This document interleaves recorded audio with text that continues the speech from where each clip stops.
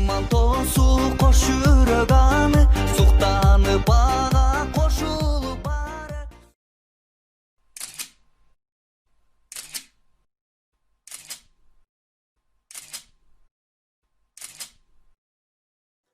Selamlar hürmetli dostlar. Bugünkü videomuzda Kırgızistan Noşları'nda orun algan Süleyman Toğ yönünde video bayan yasamakçıyız. Merhaba değerli arkadaşlar. Bugünkü videomuzda Kırgızistan Noş şehrinde bulunan Süleyman Toğ diye adlandırılan dağ müzesi ile ilgili bilgi vereceğim. Süleyman Toğ barımız biliriz. Kırgızistan Noş şehrinde orun alat, Oş şehrinin Borborun'da orun alat. Süleyman Dağı Oş şehrinde yer almaktadır Kırgızistan'ın. Uzaktan bakıldığı zaman Tağut Süleyman diye de adlandırılıyor. Bişkek şehrından 50 minuta samur etmenin avtojolmenen varsa 11 saatin tegereğinde bulunmakta. Bişkek şehrinden 50 dakikalık bir mesafede, karayoluyla gidildiği zaman da 11 saatlik bir mesafede yer alıyor. Girişi şu yerde, çıkışı olsa bir 5-6 katlı bina yüksekliğinde yaklaşık olarak.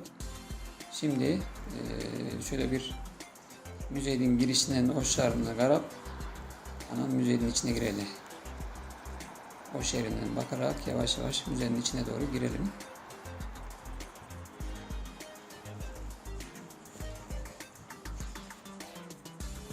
Evet, müzenin içi şu yer. Müzeyin negizinin özü yaratılışlık çaktan payda bulgun ünkür. Müze normalde doğal olarak ortaya çıkmış olan oluşmuş olan bir mağara aslında. Bu şekilde içinde çok büyük mağaralar var. Yan taraflarda da küçük mağaralar var. Çoğun ünkürden keyin yanında şu aylanasında mayda ünkürleri var. Normalde çekime izin verilmedi. Biz izin aldık. Kısa bir çekim yapmak için. Negizinden süret tartuga, video tartuga ruhsat yokken biz içine bir surandık. Müzenin içinde Kırgızistan'ın tarihından bağlanışlı murunki eserlikler var, tablolar var. Kırgızistan tarihiyle ilgili bulunmuş olan tarihi eserler yer alıyor müzenin içerisinde. Bu şekilde heykelleri var. Argaysı doğrulardan tablolan heykelleri var. Değişik devirlerden bulunmuş olan heykeller var. Bu şekilde görünüyor.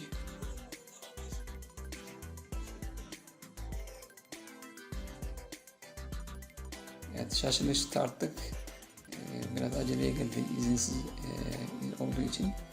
İznimiz kısa olduğu için daha doğrusu.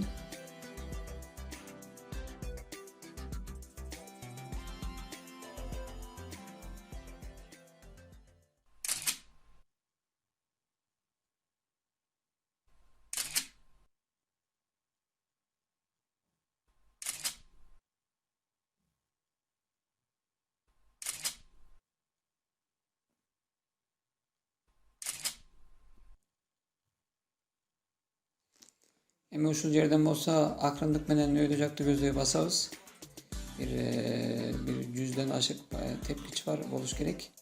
Şimdi yavaş yavaş yukarıya doğru gidiyoruz. Yine burada oncakta solcakta sağlı sollu tarihi kalıntılar var. Tarihi eserlikler var. Can canavarlardan heykelleri var. Can canavarların şöyle hayvanların içinin doldurulmasıyla elde edilen oldukça dik merdivenler.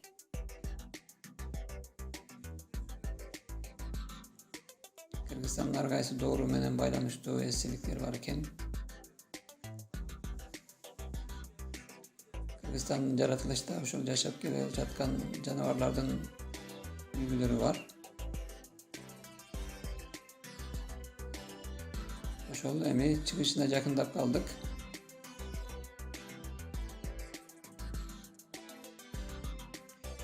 1978 yılı oluşturulan şu müze Kırgızistan'daki bütküllüğüne yönelik bağlılıklar dizmesine girgen birden bir cay.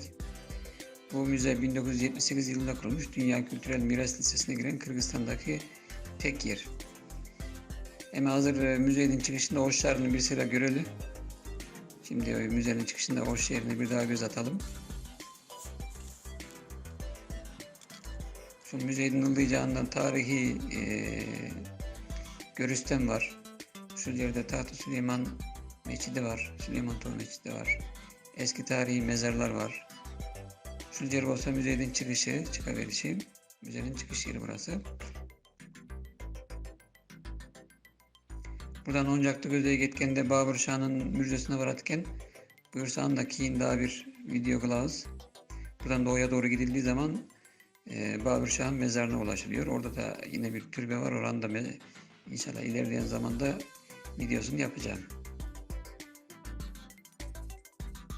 Burası Oş şehrinde orun algan Dubandık administrasiya. Oş eyalet valiliği burası.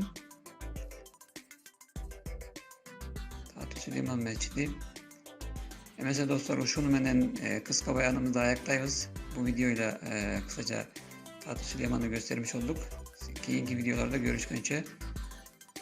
Sonraki videolarda görüşmek üzere.